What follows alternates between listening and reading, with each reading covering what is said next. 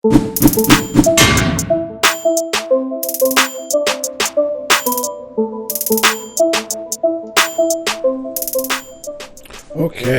here we are at the next part of the servant leadership model, and I am Earl Airy with Victory Leadership. As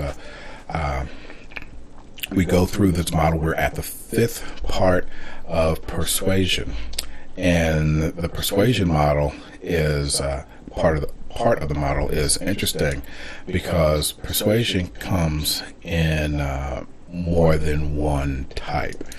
And persuasion is it's just the ability to reason with others, essentially what it comes down to. And because we have that persuasion process, the end goal of the reasoning is to get the others to change their opinion. So the recipients of that message then will take that information, and then they are going to formulate an opinion of it, and they will act on it accordingly. Now, depending on how that message is delivered, sometimes there's a benefit to delivering it with some education. So those who may not quite understand, okay, why are we doing this? It's like, okay, you've told me, but I'm not getting it. I don't see the reason why, and so forth. So when it comes to persuasion, as you see, I have here, there are two topics. There's two types of persuasion. There's coercion and convincing. Now, when you coercion, you actually are manipulating them in a way to accomplish something that has selfish motives, and that's typically not their selfish motives. I mean, there can be of a sense, but from the perspective of leadership, that when one is trying to manipulate others in a coercion manner, then that comes up as a negative perspective, a negative point. I'll dive deeper into this when I present my model on toxic leadership and how that interaction feeds off of coercion. And we don't want to, as a leader, we want to avoid these areas because universally the coercion is a negative trait. And some will argue, well, you don't know my organization, you don't know the environment. We have to be coercive. We have to get people to do things by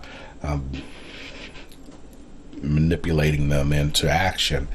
And there's methods of still moving people in a direction without having to manipulate them. Movement is kind of neutral in the sense that you're taking something from one place to another. Now you can do it through manipulating them, or you can do through by convincing them, which is the next half of this, where we want to change the minds of the other party, of the people, and from what they will naturally conclude that this is the desired direction to go. Now, that is in largely at the heart of change management, where you want to help people understand that where we're at and where we need to go is a desired reason to make the journey. And when that message is conveyed in the right manner, then others will hopefully they will see the goals of the organization that the leaders are trying to take it, and they will get on board and reinforce the need to move in that direction. Now, this doesn't always mean that, just because we're a leader, we're right.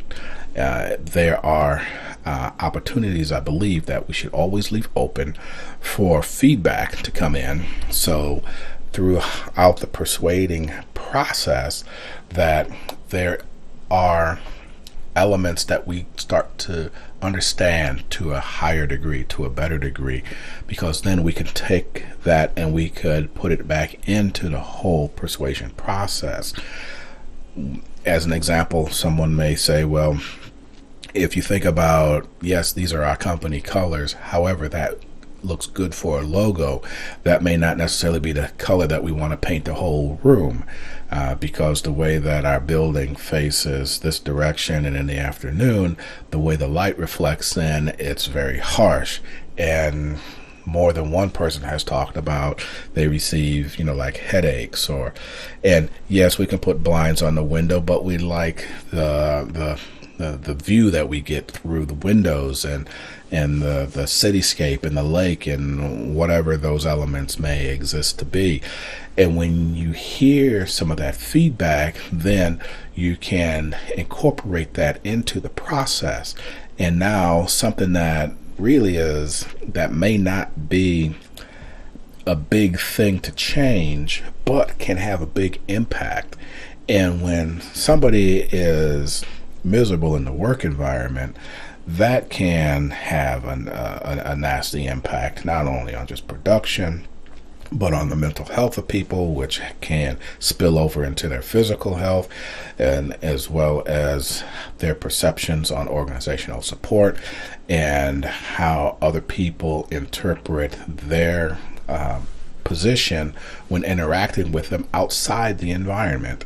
So persuasion, when implemented in the optimal way, you can take that information that is received from the people that you're interacting with to help strengthen your perspective by including elements of their contributions to the overall solution.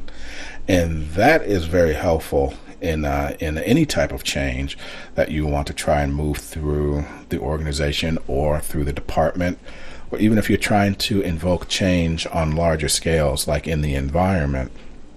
So large environments like government and different national organizations or global organizations then can look at that and draw strength from the hearts and minds of the people that they're trying to change, by further reinforcing the change by recycling it right back into the goals that the organization is trying to obtain. So through that, that level of persuasion then is beneficial and invokes more strength-based approach into moving in a direction that is desired.